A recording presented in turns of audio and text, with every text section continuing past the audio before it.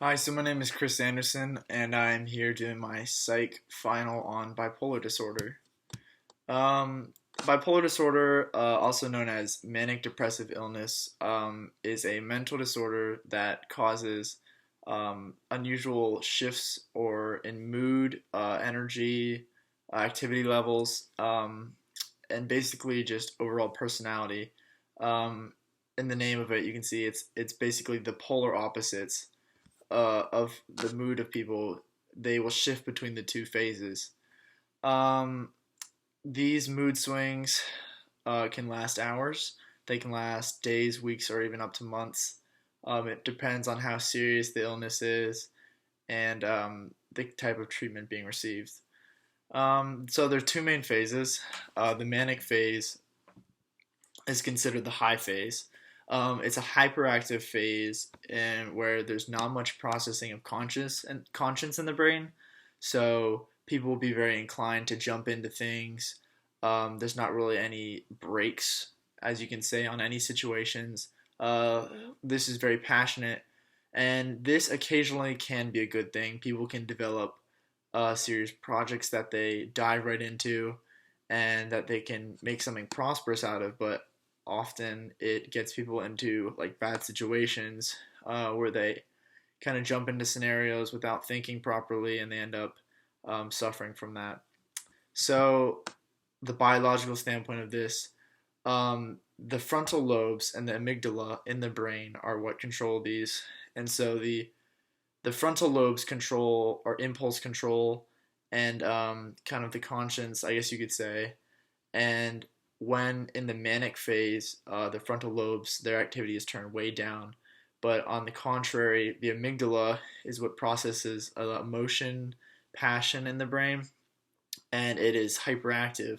So basically, any thought, any slight desire, even thought in the amygdala is not censored by the frontal lobes, and the person will dive right into the task.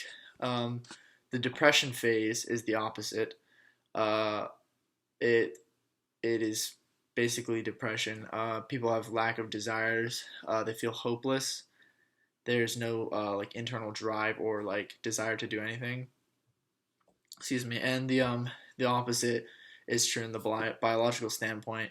The amygdala is very cold and not active at all, while the frontal lobes are stopping all thought processes that are coming through.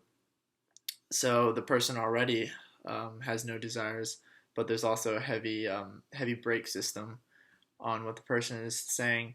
And to better illustrate the example with a diagrams, I have a video to show of a CNN scientist right now. Bipolar disorder is a mental illness that around 6 million Americans suffer from.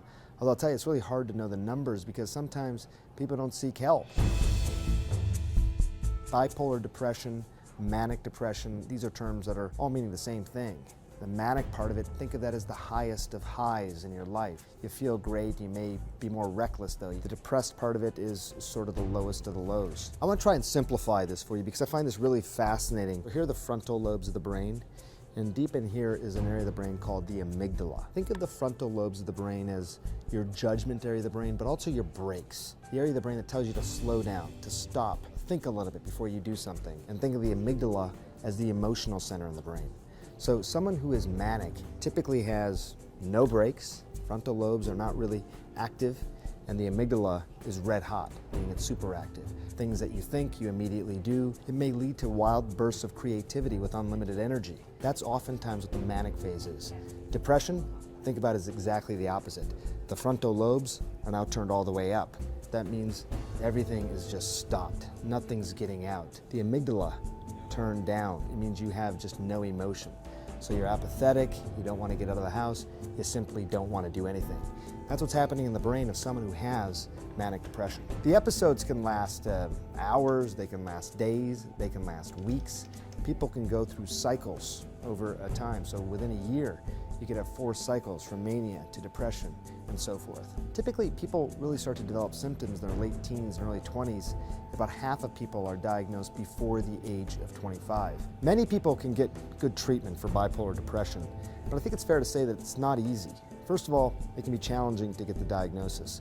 Second of all, it can be challenging to trial medications, see if they're working. But the key is ultimately finding a medication that's more of a mood stabilizer.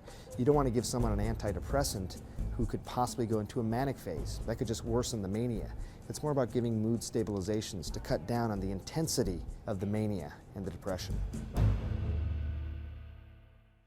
So I hope that helped to explain the anatomy of it a little better and give a little more information and elaboration on the disorder. But now on to the symptoms of bipolar disorder. So you have to classify it into a manic versus a depressive episode. So people having a manic episode feel very up, they feel very elated, they have a lot of energy, increased activity and desires. Sometimes they feel like wired and kind of have nervous energy that they feel that they can't get out. It also They also might become hyper focused onto one event or one project and kind of get irritated with any other distractions from that. Another symptom is that they tend to do really risky things, like they might uh, jump into a situation of danger without really much thought and process on it. People having depressive episode feel very sad. They feel very empty and hopeless. They have very little energy. They don't really want to do anything. They often don't leave the house. They have hard time concentrating and forget a lot of things. Excuse me. They feel very tired, and they also might have thoughts of death or suicide. Um, so the two um, the two different phases can come at different times, but they're always separate. But to get a proper diagnosis, first, if you believe someone has this disorder or you might believe you have it, first step is consult a doctor. Fairly simple. They'll conduct a physical exam to rule out any other possible conditions that might be causing these behaviors. Once the physical exam is completed and no other sources are found, the doctor conducts a mental health evaluation, and they'll often refer the patient to a psychiatrist who does a deeper evaluation and can give a official diagnosis. Um, the treatment of this disease, of this disorder, unfortunately there is no cure, but treatments do help.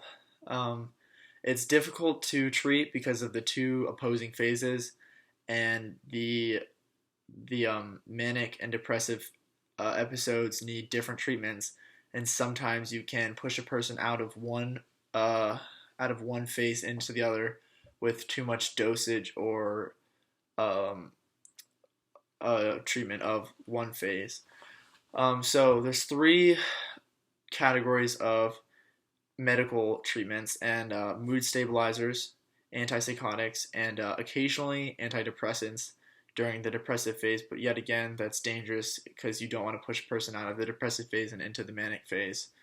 For the manic phase, popular treatment is anti-epileptic drugs. This is things like valproic acid, lamotrigine, probably didn't say that right, and gabapentin. Um, these drugs help to calm the energy and just kind of stabilize the mind a little bit, but yet again, be careful with the dosage.